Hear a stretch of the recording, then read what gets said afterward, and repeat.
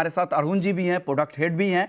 अरुण जी, कौन कौन से ऐसे टूल्स है वायदा बाजार के प्लेटफॉर्म पर, एक्सचेंज के प्लेटफॉर्म पर, जिसका इस्तेमाल कारोबारी भी और किसान भी कर सकते हैं, वो अपने रिस्क को कम करें उसके जरिए?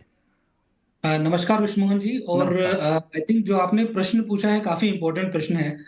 और इससे पहले जो किशोर जी ने भी बताया, तो अक्सर क्या होता है, देखिए अगर हम कमोडिटी बिजनेस को ओवरऑल समझे, तो जो कमोडिटी बिजनेस है वो बहुत ही थिन मार्जिन का बिजनेस है, यानी कि कम उसके अंदर जो है आपके मार्जिन होते हैं।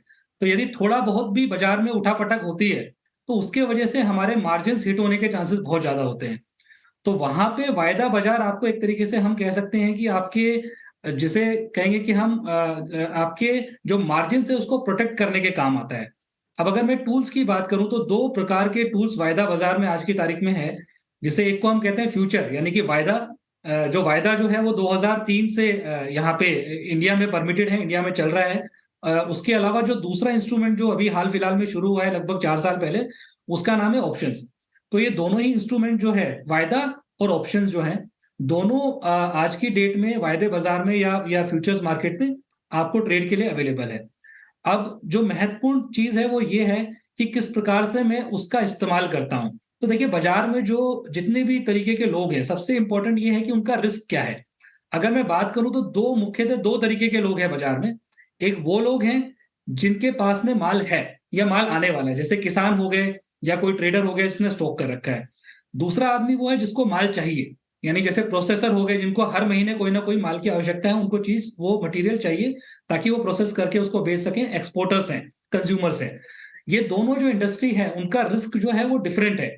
जो जिसके पास माल है उसका रिस्क ये है कि जो उसके पास में मटेरियल है या माल आने वाला है, कहीं उसका भाव नीचे ना चला जाए, उसका प्राइस गिर ना जाए।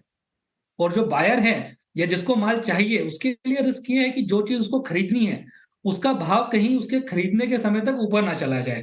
तो ये जो दोनों प्लेयर्स हैं, इनको एक तरीके से रिस्क मैनेजमेंट प्रोवाइड करने का काम जो है वो वायदा बाजार करता है। जो फार्मर है, जो किसान है, जिसकी फसल आने वाली है, वो फसल आने से पहले अपनी उपज को यहाँ पर बेच सकता है। एक उदाहरण के तौर पे मैं आपको बताऊं, तो यदि हमने ये देखा है कि अक्सर ऐसा होता है कि जिस भी फसल का प्रोडक्शन अधिक होता है या जिसके भाव ऊंचे होते हैं, रादर मैं बोलूं, तो अगले सीजन में उसकी क्रॉप सोइंग जो है बहुत ज्यादा बढ़ जाती है। जैसा हमने इस बार जीरा में देखा, आई थिंक जीरा की सोइंग जो है ऑलमोस्ट, जो आंकड़े आ रहे हैं उसमें काफी लगभग दुगने के आसपास गुजरात में दिखाई दे रही है अभी। तो वैसे में किसान अपने आप को प्रोटेक्ट कैसे करे? तो जैसे मैं जीरे की बात करके एग्जाम्पल लेके आगे बढ़ाता हूँ, तो जीरे का जो हमारा वायदा मार्च का, यानी मार्च जब सीजन शुरू होगा, उसका वायदा जब खुला था आज से 2 महीने पहले, तो वो लगभग 36,000 के भाव पे खुला था। यानी कि कोई भी किसान, कोई भी प्रोड्यूसर यदि चाहता तो अपने 36,000 के भाव को उस दिन वो ट्रेड करके लॉक कर सकता था। अब फसल के टाइम पे यदि भाव गिर भी जाए, तो भी उसको मिनिमम गारंटी है कि भाई उसको 36,000 रुपए तो मिलेंगे ही मिलेंगे। तो ये एक रोल है जो वायदा जो है वो बहुत बड़ा अदा करता है, बायर और सेलर दोनों के रिस्क को प्रोटेक्ट करने के लिए।